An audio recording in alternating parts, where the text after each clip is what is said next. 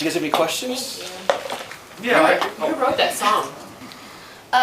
Both of these songs were co-written by myself, and Worker Bee was myself and one other person. That is an awesome song. Thank you. That's a great song. I believe I'm going to start referring to it as pollinating.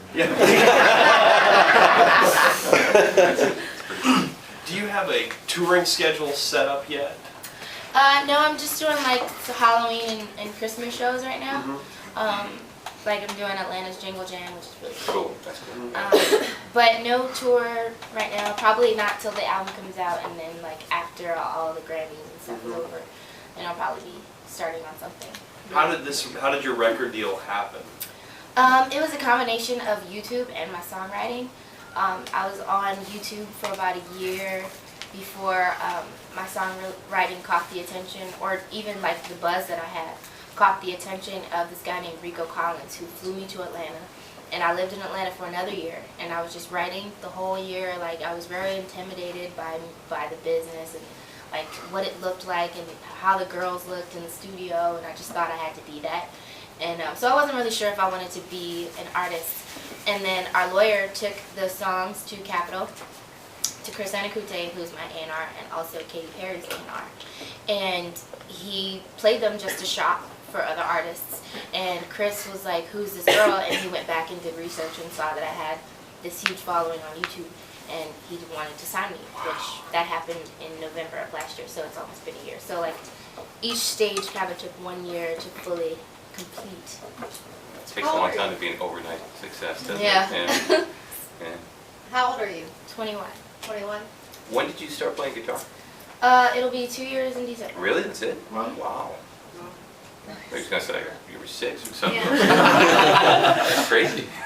That's cool though. That's good. Thank I was you. telling the story, Priscilla, about yesterday when you were showing me the picture or the whole Rihanna, Sheryl Crow Oh yeah. thing, and how that we live in a world of instant gratification, and so here she writes the song, and Sheryl Crow is telling to the people who didn't hear the story, she wrote the song, Sheryl Crow's going to record the song, and most writers either record the song themselves and then shop the demo out to another singer, as she did. She was talking about how when Chris heard her doing her songs, or they have studio people who do. A lot of country songs are recorded, are written by a group of people. It's really the Nashville Mafia is what it's called, and they have like 2 or 3 different people that sing the songs in the studio. They're not known artists or whatever, and then those songs get shopped around to the artists. So this is what happened, and now the song's posted where people think she's singing the demo for Sheryl Crow, except now it's like out there and people think it's a Rihanna song, which is just the way that it kind of gets out there these days. You're going to be confused with somebody. Yeah. A bad person. That's a good version. Yeah. Right. Honey, how have you stayed grounded so far? How? How have you stayed grounded? What's been your strength?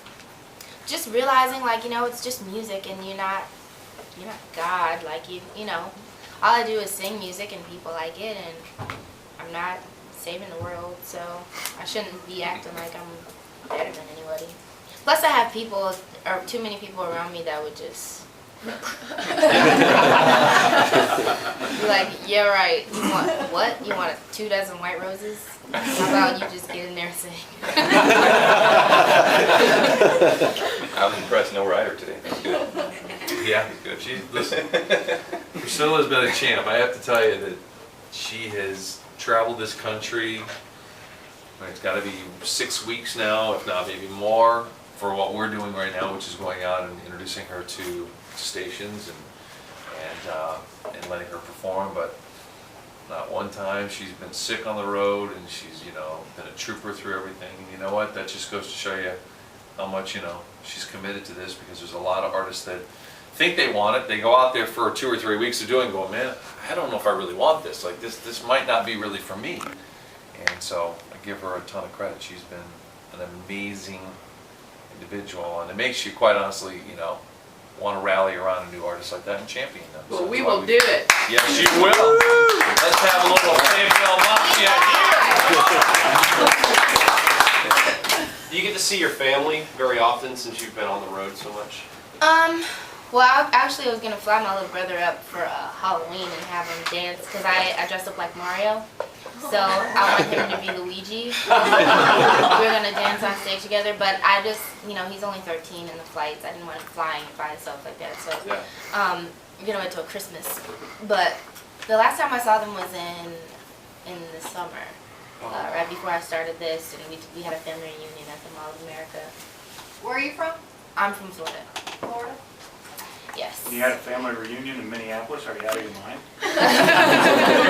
Well, the Mall of America was pretty cool. It took us- Like a roller Yeah. coaster in there. I think. Yeah, we There, took the it's kids fun. to like well, it wasn't cold when we went. It was actually pretty In the nice. summer, it's nice. Yeah, Yeah.